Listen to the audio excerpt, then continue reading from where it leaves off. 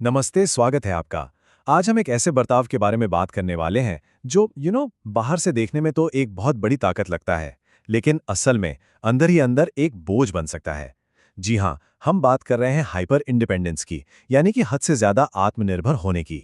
एक मिनट के लिए जरा सोचें। जब भी कोई मुश्किल आती है, कोई चैलेंज आता है, तो क्या मन में सबसे पहली और अकेली आवाज यही आती है कि अरे ये तो मैं खुद ही कर लूंगा। यही एक सवाल है जो हमें आज के टॉपिक के बिल्कुल सेंटर में ले आता है।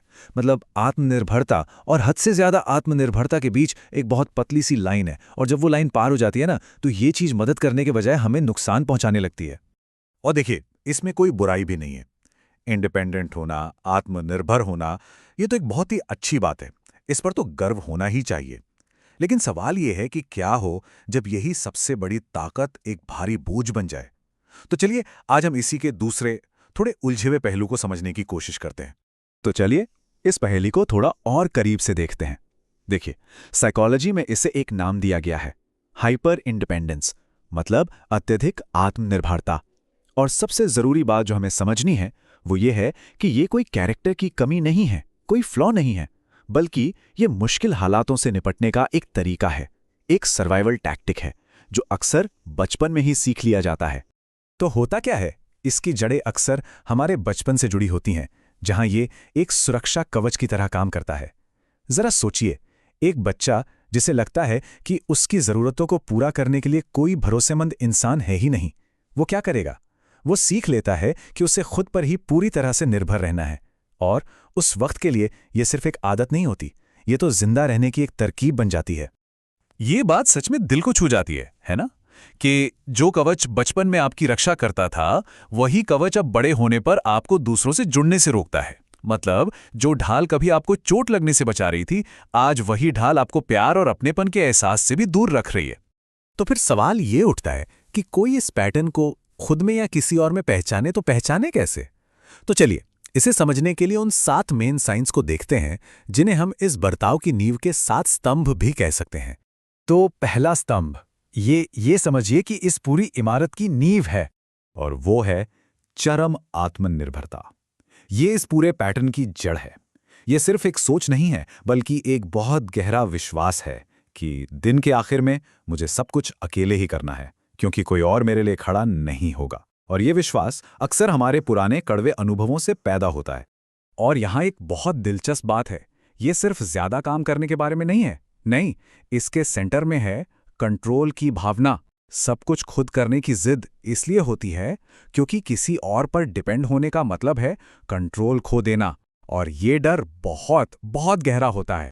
अच्छा, अब आते हैं दूसरे स्तंभ पर, जो पहले वाले से ही बहुत गहराई से जुड़ा हुआ है, और वो है मदद मांगने में मुश्किल होना। और ये सिर्फ मदद मांगने में हिचकिचाना नहीं है, नहीं, ये उससे कहीं ज्यादा गहरा है। ये मदद मांगने के ख्याल से ही एक तरह की नफरत है, जैसे कि ये कोई बहुत ही गलत काम हो। और इसके पीछे का डर क्या है? डर है कमजोर दिखने का डर, क्योंकि मदद मांगने का मतलब है ये मानना कि शायद मैं अकेले ये नहीं कर सकता, और उनके लिए ये एक तरह से हार मानने जैसा है। किसी पर बोझ बनने का ख्याल, ये ख्याल ही उन्हें अंदर से तोड़ देता है। और इसी से जुड़ा हुआ है हमारा तीसरा स्तंभ। अब सबने वो कहावत तो सुनी ही है, अगर कोई काम सही से करवाना है तो उसे खुद ही करो, है ना? लेकिन सोचिए, जब यही कहावत जिंदगी का नियम बन जाए, तब दिक्कत शुरू होती है। इसके पीछे ये गहरा यकीन होता है कि कोई और इस काम को मेरे स्टैंडर्ड पर मेरी तरह कर ही नहीं पाएगा, और ये भरोसे की कमी का एक और बहुत बड़ा संकेत है। और जरा सोचिए, जब कोई मदद नहीं मांगता और ना ही किसी पर भरोसा करके काम सौंपता है, तो इसका नतीजा क्या होगा? यहीं से हमारा चौथा स्तंभ सामने आता है। हद से ज्यादा जिम्मेदारियां ले लेना, ये तो होना ही था, है ना? जब कोई ना तो मदद मांगता है और ना ही काम बांटता है, तो सारा का सारा बोझ उसी एक इंसान पर आ जाता है। और जितना ज्यादा बोझ होता है, उतना ही ज्यादा लगता है कि मुझे ही ये सब करना होगा, और ये एक विशियस साइकिल बन जाता है जो चलता ही रहता है। ये तस्वीर इस पूरी सिचुएशन को एकदम साफ दिखाती है। एक तरफ अपनी लंबी चौड़ी टू डू लिस्ट देखकर गर्व होता है कि देखो मैं कितना कुछ कर सकता हूं, लेकिन दूसरी तरफ उसी लिस्ट के नीचे दबकर स्ट्रेस और थकावट भी बढ़ती जाती है। ये एक ऐसी दौड़ है जिसकी कोई फिनिश लाइन ही नहीं है। इस पर एक पल रुक कर सोचते हैं, अकेलापन लोगों की कमी नहीं है, बल्कि जुड़ाव की कमी है। मतलब एक हाइपर इंडिपेंडेंट इंसान हो सकता है कि लोगों से घिरा हो, पार्टी में हो, दोस्तों के साथ हो, लेकिन फिर भी अंदर से बिल्कुल अकेला महसूस करे। क्यों? क्योंकि सबसे जरूरी बातें, अपने डर, अपनी परेशानियां, अपनी मुश्किलें, वो किसी से कह ही नहीं पाता। चलिए अब आखिरी 3 स्तंभों पर नजर डालते हैं जो इस पूरी तस्वीर को कंप्लीट करते हैं। 5वां स्तंभ है दूसरों पर अविश्वास। और यह सिर्फ नेगेटिव सोचना नहीं है, नहीं, ये एक सीखा हुआ सबक है कि जब भी मैंने किसी पर भरोसा किया मुझे सिर्फ निराशा ही मिली। ये विश्वास अक्सर बचपन के उन अनुभवों से आता है जहां वादे तोड़े गए या जरूरत के वक्त कोई साथ खड़ा नहीं था। तो दिल और दिमाग ये मान लेते हैं कि भाई किसी पर भरोसा करना ही नहीं है। और भरोसे की यही कमी हमें सीधे छठे स्तंभ तक ले आती है जो हमारी इमोशनल दुनिया से जुड़ा है। यह है कमजोर दिखने में या कहें तो वल्नरेबल होने में असहजता। मतलब अपनी भावनाओं को, अपनी कमजोरियों को किसी के सामने खुलकर रखने का एक गहरा डर। किसी के सामने रोना, अपनी ज़रूरतें बताना, ये सब बहुत खतरनाक लगता है। इसलिए बेहतर यही लगता है कि सारी भावनाओं को अंदर ही ताला लगाकर बंद कर दिया जाए। और अब आते हैं 7वें और आखिरी स्तंभ पर। और ये अक्सर सबसे ज्यादा छिपा हुआ होता है, जिसे बाहर से देख पाना लगभग नामुमकिन है। ये है निजी संघर्ष। इसका मतलब है जिंदगी की बड़ी से बड़ी मुश्किलों को अकेले ही झेल जाना, चाहे वो कोई बीमारी हो, नौकरी चली गई हो या कोई रिश्ता टूट गया हो।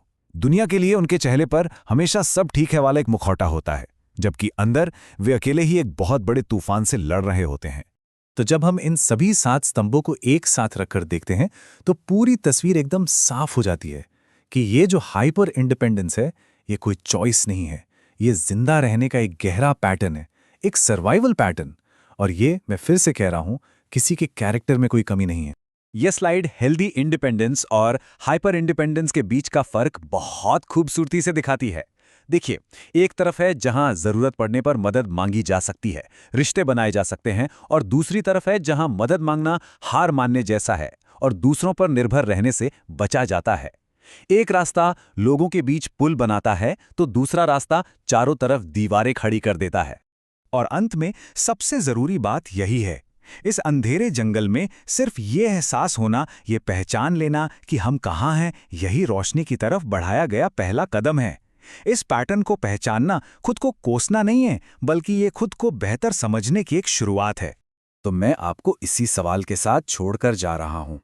ये एक गहरा सवाल है कि अगर ये आत्मनिर्भरता एक ढाल है तो ये किसकी रक्षा कर रही है और किसे बाहर रख रही है।